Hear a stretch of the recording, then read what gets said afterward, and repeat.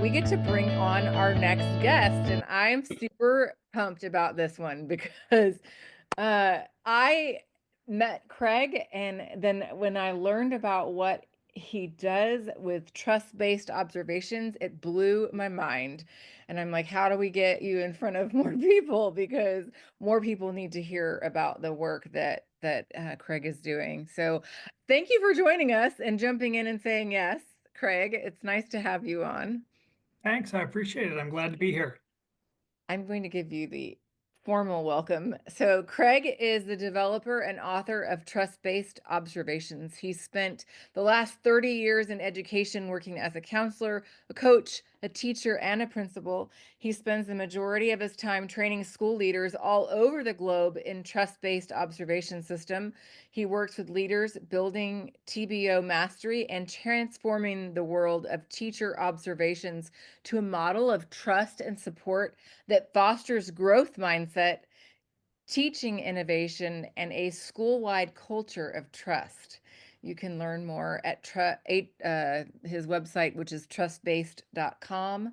And in addition to that, Craig speaks at conferences, is working on a follow-up book, and hosts the 20 Minute of Teaching Brilliance on the Road with Trust-Based Observations podcast, where he and some of the teachers he observes engage in meaningful dialogue about what makes for good teaching and learning, which is really a great jumping off point. um, but I'd like to start with why trust-based observations? Why did you just get started into that? How did you dive into this world? Accidentally. I really I didn't think I would ever be a principal. Somebody told me I thought I oughta, and then my mentor in my supervision course just said you have to be spending time in classes every day observing teachers. And we practiced in my supervision class. And so it really then I got my first assistant principal job. I told him I had this crazy way to do observations. He said, let's do it. And teachers loved it right away that we focused on strengths. We shared strengths. We didn't give suggestive feedback right away. We just built relationships and we asked them about their practice, what they were doing to help students learn, what they might do differently. And because we didn't start with us telling, it just felt so different than everyone's really lived experiences with observations. And instantly I could see the impact. And then it just I didn't really know I was evolving it into anything, but it evolved and evolved and evolved, and then it became a book, and now I train schools. Oh my gosh. So what is different about this? So from the typical model of observations. It's transformatively different for sure. The first thing is we don't rate or evaluate pedagogy. The research says as soon as you start to put that number, that 1, 2, 3, 4 number, teachers' relational trust between the observer and the observee is diminished, which means that teacher doesn't trust their boss anymore. And the result of that, the research says, is they play it safe in their practice and they don't try new things. If we've created conditions with observations so people don't feel safe trying new things, we'll hear people talk about the dog and pony show. It's real. People do it all the time. And so the research shows the way we've been doing it, two major studies, it's not improving teaching and learning. And that's a big part of it. And so we take that out. We do 20-minute unannounced observations, which teachers love because they know it's a strengths-based model. So they don't have to put on a dog and pony show. They don't have to worry beforehand. And we use a highly detailed form that really allows us to, but there's only 9 areas of pedagogy because research also says more than 10 areas that you're looking at and you lose the forest through the trees as an observer and you're not really seeing teaching, you're just ticking boxes. And so we have 9 areas of pedagogy and but it's really detailed. It allows us to share really specific praise with our teachers, which builds one of the Wow. best ways to build strengths. Yeah. And we do all these. Brene Brown talks about the difference between or not the difference. She talks about vulnerability, trust, and risk taking. And she says you lower vulnerability by building trust. And we work diligently in our reflective conversations to build trust with teachers so they feel safe taking risks. We Mm, literally tell the teachers in the reflective conversation, because that's the magic part, is that the goal is to for all of us to build enough trust so we can come into your classroom observe you, see you trying something new, and even though it's highly unlikely, have that thing you're trying be a disaster. But as opposed to the traditional model where you'd be freaking out thinking that this is happening to you today of all days, you're not worried. You're not worried when we're in there or when we leave because you know the next day when I come in, I'm going to say, Naomi, I love it that you were trying something new, high five or fist bump. And we just say, because when we created those conditions, what's going to happen? You and everybody's going to persist in taking risks. When that happens, we're going to improve. Like, none of this is rocket science. It isn't, and it just seems so incredibly simple when you just say it like that. Just like it's like, "Oh, that why isn't everybody doing this then?" Yeah, I love Well, I that. mean, it's if we're really going to go back, I mean, Yeah. a book came out by an author with a framework and Uh-huh. was really well intended, and so I'm not knocking that. But then No Child Left Behind came along, Right. and it said we were looking for distinguished teachers. So then people felt like they needed to get more rigorous with it. So that model was adopted. Other models that were very, very similar, because they're all really similar, if we're being honest, started doing the same thing. Race to the top happens. Federal funds got tied to legislation on teacher evaluation. And so it's become the law in a lot of places, and it's a generation. So that's all people know. And so this is new, and change is hard for people, some people. It I is. I I love mean, how you talk about like failing and like making failure a good thing, which is what we try to teach kids, but then we don't apply it to our staff.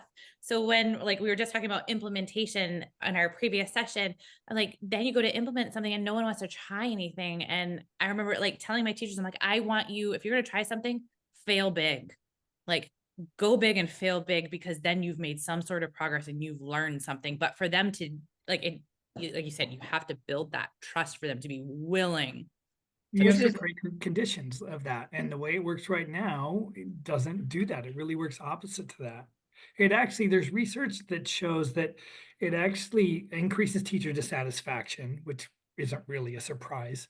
But the most disturbing thing that it shows as a pattern is that it decreases teachers' sense of self-efficacy. I mm, mean, how can we grow something when what we're trying to do to grow them while evaluate them is decreasing your efficacy? If collective teacher efficacy is the highest effect size, and the way we're observing teachers is actually diminishing self-efficacy, that is a losing recipe. And we would never do that to kids. If I knew that my feedback to a student was decreasing their self-efficacy, like I should be fired as a teacher.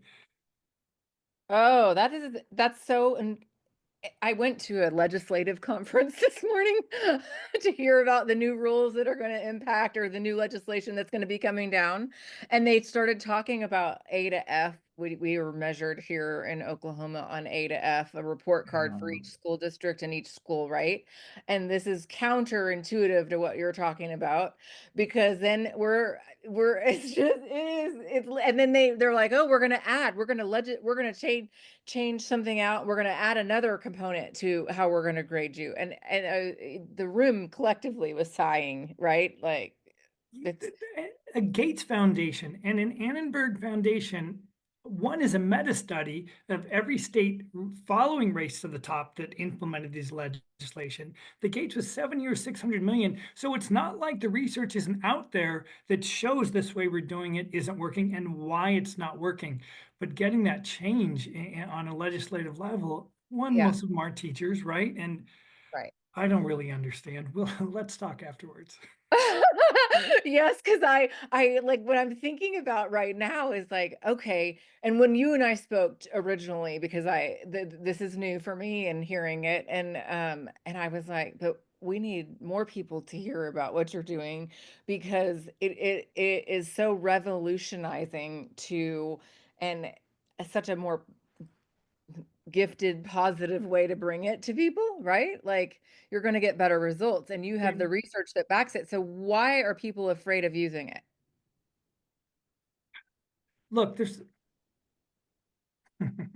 it, it, We can be it's a political. multifaceted question Yeah. with lots of answers. But Sure. one, legislation makes it hard for public schools.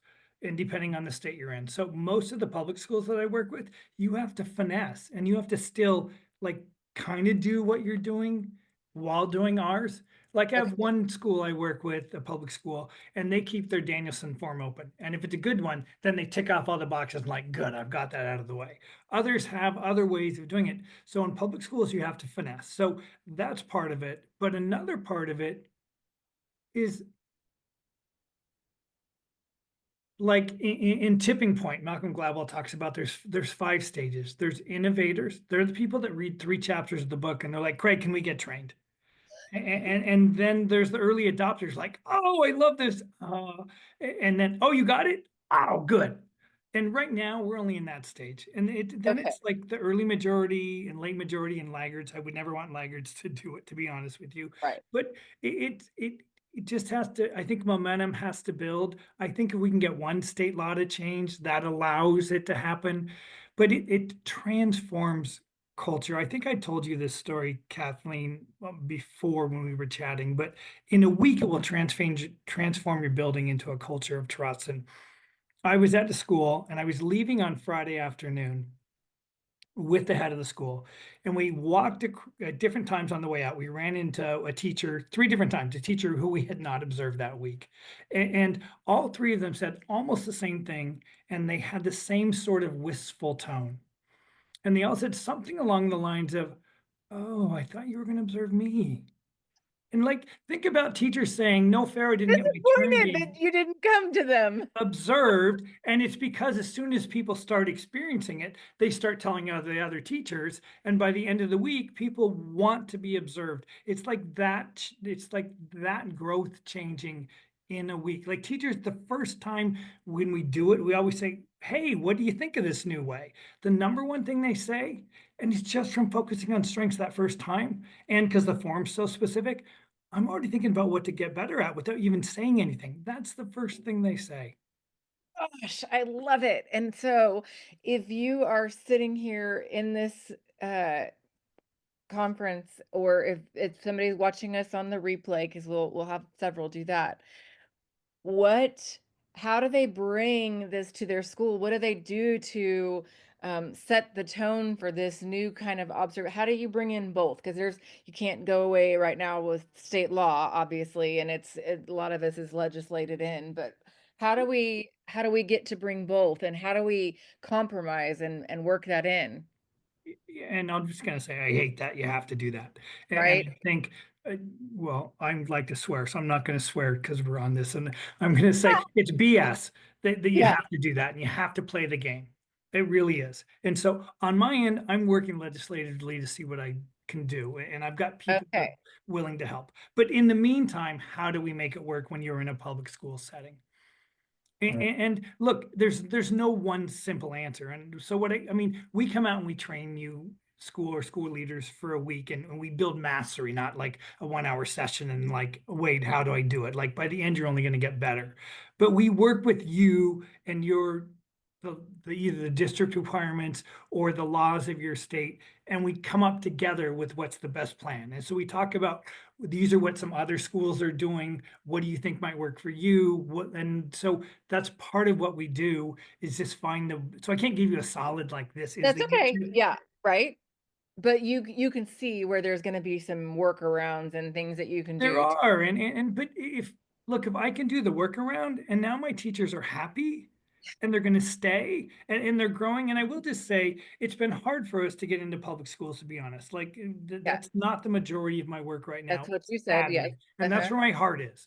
But right. I will say we just got our first hard data from a small school district in California that we work with. And so it's an economically depressed oil town in California.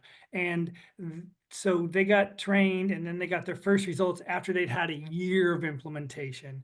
And they had year over year percentage of students reaching proficient rise 7.25% in math and 12.75% in ELA. And like that's like Mind is blown, like, that doesn't happen normally. That's not the standard growth Those are you see. shocking numbers. Yeah. I, I was obviously pretty pleased. You should You should be. be, but I mean, okay, so what about other, results for Well, schools? right now, because of where we're at, it's anecdotal. Like I get emails all the time, like it's transformative. The growth you see in our teachers is like not like quote nothing short of remarkable. I get things like on the culture of the school being transformed. I get like I had another school where they had an incredibly toxic head before the beautiful head that's there now, and this is in the UK public school, and it was so toxic that she was so excited to tell them about trust-based observations, and they freaked out because they hadn't been observed for 2 years because of COVID. And she had me come in and I explained what was going on. I told the thing about that we're going to say, I love it, you were taking a risk. And so the school was so toxic, but like there was a teacher that was most, by her own words, the most change averse teacher in the whole school. And they had just had like a Kagan cooperative learning training ahead of our coming. And she said, I never would have done that for an observation, but I heard what you said and I thought, okay, I'm going to do it. And she was great. But maybe even more than that, she said the next day, the person that was in charge of that training, of the leading that, said, I have to tell you, last night I walked out of the building and it happened to be at the same time as this teacher. And the teacher said, today meant more to me than you'll ever know. And she gave her a giant hug. And then 2 days after I'd left, so after 7 days of school, they emailed me and they just said, Craig, there's just a buzz around the building. The healing has begun. You can just feel it. So, I mean, that's a high end of the example, but we get regular stuff like that. And teachers, oh my word, they love it.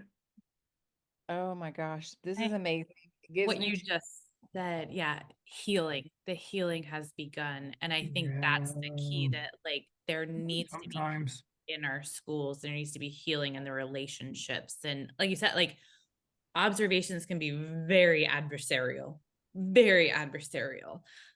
Even I when you're well intended.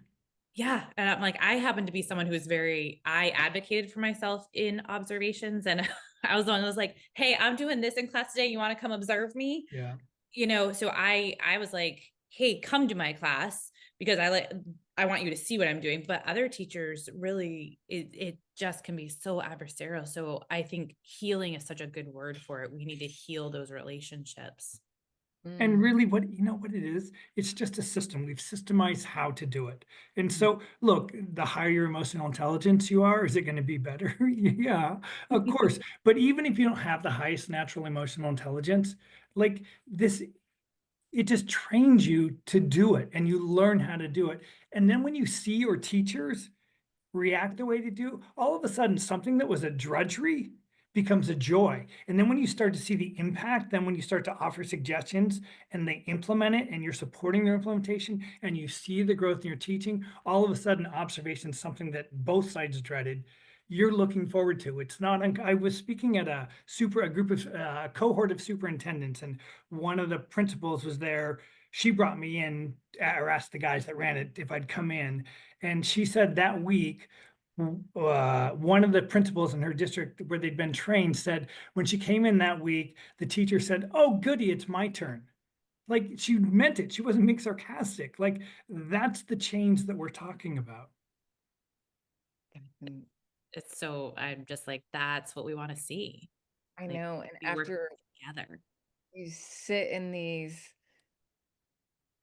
well, going in and working with schools, like, in my capacity of communications, and and you just feel the energy being sucked out of them. It's like to give something that is putting the trust back in what they do, that's what's missing. Like, the people are, the position has been so disrespected in the last, what, 10 years? I don't even know how long it's been, but, I'm going to say like, 25. it's, yeah, longer than that, right? So, but that's, this is giving that back, hope back to that. Like, I feel like that what you are offering is giving them hope and more joy for their profession, because that's giving them credibility and they deserve that. Like, they are credible humans.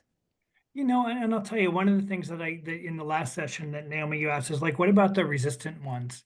And look, I'm not going to tell you this is going to be 100%, but really what ends, like, first off, anybody that's resistant, almost everybody that went into teaching, they went into it to make a difference. Something happened along the way for those that have become resistant to have that happen.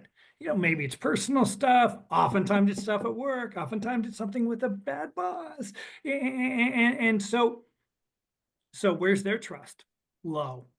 But because of the way that we work to build trust diligently in that reflective conversation, and it's genuine, it's not manipulative trust. It's about building relational trust. And because we take time to do it, Brene Brown says, like, it's a marble at a time into a jar, and you have to fill that jar. So we wait till that jar is filled before we even begin to ask suggestions. And even then, we ask permission to offer a suggestion. And so what ends up happening with a lot of the teachers that we work with that you would think would be resistant is they start to come along, and their mindset goes from a more fixed mindset to a more growth mindset along the way. And so just doing observations of all things, and I know it's counterintuitive to think of it that way, but most of those resistant ones don't end up that way. I have to wonder how many of those resistant ones had the observations with the absolutely stupid recommendations on them. Oh, and it's I'm just like, like, I have one that's in my head right now. And like, I was a veteran teacher, so I was just like, that's the stupidest thing I've ever heard. But when you're a new teacher and you're offered a stupid recommendation, like you take it to heart and it sticks with you. can I say something about like, some common techniques? And I know I might upset some people Go here, for it. but research backs this up. 2 stars on a wish, the Oreo sandwich, noticings and wonderings, all those types of things. Teachers don't buy it Mhm. because they know I'm saying something good, so I can tell you what I really want is what I want you to fix. Mhm. And so it it works against what you're trying to do. It actually works against relationships because people, and I'm not saying you're not well intended when you're using those strategies, but they don't work. And also, we don't have to offer a suggestion every single time. Oh my gosh, I see 20 minutes of brilliance. That's why we have a podcast called that all the time when I'm in there. And also, like, oh, you notice more of the left side of the room versus the right side of the room. Like, that's going to move the needle. Like, that's not what moves the needle. It's basic core practice. And really, it's not even about getting, we don't rate, but under the old model, like getting from an approaches to a proficient, like that doesn't move the needle. Plus, we know research shows it hasn't done it. It's really about getting people to embrace trying new practices and building new things into there that are impactful practices. Yeah. Or I get a little worked up. No, that's good because like these changes need to happen. Like we need this needs to be brought in because like observations aren't effective. Um they aren't building relationships, they aren't growing teachers, they aren't helping students. I'm like all the needs to work on comments that I got on my observations in 18 years. I was like, they didn't change me as a teacher. And let's talk about this too. So when you had those, the next time you did an observation, did it even come up? No, because it was 6 months or a year later. And when they gave you a suggestion, was there any support with it? Or was it like, hey, I want you to work on this, or here's an article or something like that? Like, because when we offer suggestions, by the way, we ask permission. It's on one of the 9 areas. Our lens is always which one of these 9 areas, if we help that teacher in, would make the biggest difference on improving teaching and learning. Mhm. And when we do it, we work with them and we offer, like, would you like me to model it? Would you want to co-teach it? Do you Mhm. want to watch and have me give me feedback? Or do we put you up with an instructional coach, somebody else in the building that's really, really expert at that? And we keep working with you on that one area. Then because we're seeing you once every 3 to 4 weeks, because that's how the model works. And it's not nearly as time heavy as that might sound to people that are thinking that as they're listening. Because right now, a Danielson model, when you have to do all the writing of it, takes about 6 hours. So let's be clear. That's 9 of our observations in 6 hours. And so when we do that, and it's all in a supportive manner, then we see growth. And then that's where you see what we're seeing with that district in California starting to manifest. I love it. And I love that you brought out the time factor there because like that, I think that speaks to both the teacher and the administrator because the administrators are like, I'm supposed to do this number of observations and it takes me this number of hours to prepare for it. It takes me this amount of time in the classroom, it takes me this amount of hours afterwards, this amount of time with the teacher afterwards. And so the model you're showing cuts that down and is so much more effective. It's 20-minute observations and a 20-minute reflective conversation. That's your only time. There's not time beyond that. That's amazing. Absolutely. Amazing. I love what you're doing. I love the work that you are bringing forward because it's new. It's so and it's not just new, but it's needed. Like I really feel like this is the change driver that people that we need to start moving towards. And so we can be the voice for you to help share that. I'm glad you came on and introduced us to this because I think the work you're doing is amazing. And, Thank you. I appreciate it. I just want to add that that Hattie's endorsed it, and Fullen and Carol Dweck, but Hattie calls it demonstrating collective teacher efficacy in action. Because there's a whole PD piece that goes with it that we haven't even talked about too. So I just want to say I got lucky with some you people got some really engaged in it great too. no, So yeah, you do. And his Hattie's been brought up here more than once tonight. So I'm excited. And we're gonna need to hopefully have you on again because I think we need to keep you in our rotation of speakers because of what you're doing. The work is really important. thanks. You have a free gift that you're going to raffle off, which is a couple copies of your book, right? Yeah, so I'm going to give away 3 copies of Trust-Based Observations. And so I'll just leave it open for a week on the form, and then I'll do Okay. drawings after that and mail them out to the winners. I will also say for anybody that's interested in seeing the observation form, you can go to the trustbase.com website. There's a tab that says observation form, and if you click on that, you'll get the form in the next day or two too. Great.